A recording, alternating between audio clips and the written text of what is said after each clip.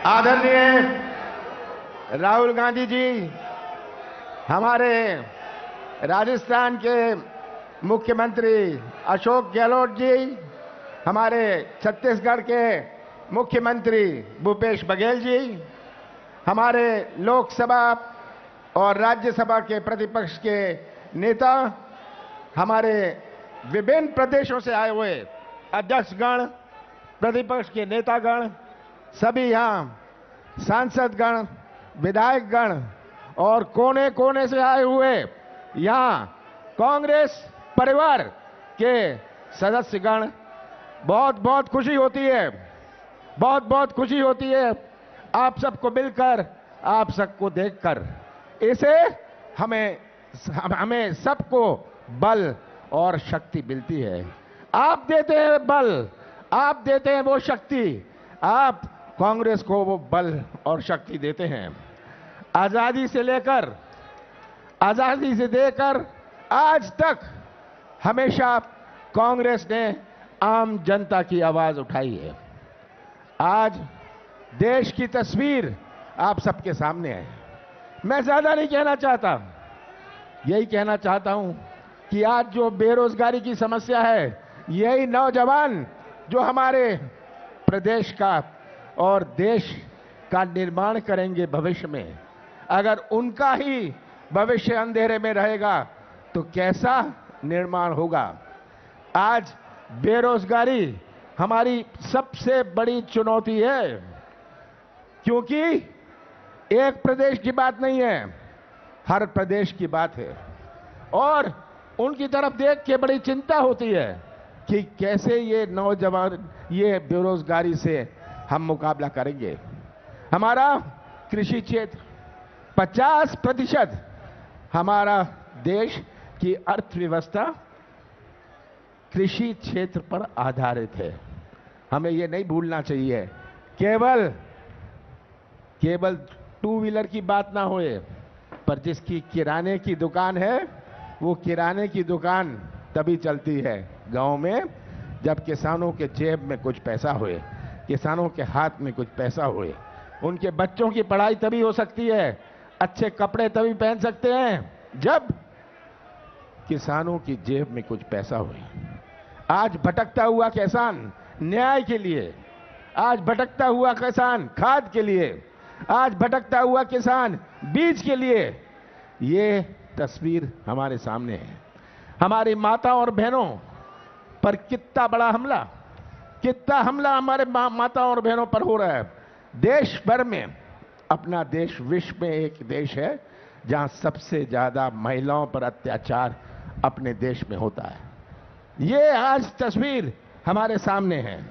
और बेरोजगारी की बात करें, छोटे व्यापारी की बात करें, महंगाई की बात करें, पर आज मैं कहना चाहता हूं हमारे सामने एक और लड़ाई है। हमारे सामने एक और लड़ाई है, किस रास्ते पर देश चलेगा। हमारे कांग्रेस की संस्कृति जोड़ने की संस्कृति है। हम दिल जोड़ते हैं, संबंध जोड़ते हैं, रिश्ता जोड़ते हैं। हमारे देश की संस्कृति जोड़ने की संस्कृति है। बाबा साहब अंबेडकर ने हमारा संविधान बनाया। ऐसा संविधान बाबा साहब अंबेडकर ने बनाया जो विश्व में मशहूर है। पर अगर ये संविधान, ये अच्छा संविधान गलत हाथों में चला जाए तो देश कहां घसीटा जाएगा। ऐसा कोई देश नहीं है जहां इतनी विभिन्नता हुई। ऐसा कोई देश विश्व में नहीं है जहां इतने धर्म हुए। ऐसा कोई देश विश्व में नहीं है जहां इतनी जातियां हुए। ऐसा कोई देश विश्व में नहीं है जहां इतनी भाषाएं हुए, इतने रस्म हुए, इतने त्योहार हुए। ऐसा कोई देश विश्व में नहीं है जहां इतनी देवी देवताएं हुए। ये हमारे देश की विभिन्नता है और यही संस्कृति हमारे देश को एक झंडे के नीचे रखती है। आज सबसे बड़ी चुनौती हमारे सामने ये भी है कि हम उस संस्कृति पर अपने देश को कैसे जोड़े रखें जो जोड़ने की संस्कृति है। हमारा देश एक ऐसा देश है जिसने विभिन्न धर्मों को भी जन्म दिया। ऐसा कोई देश विश्व में नहीं है।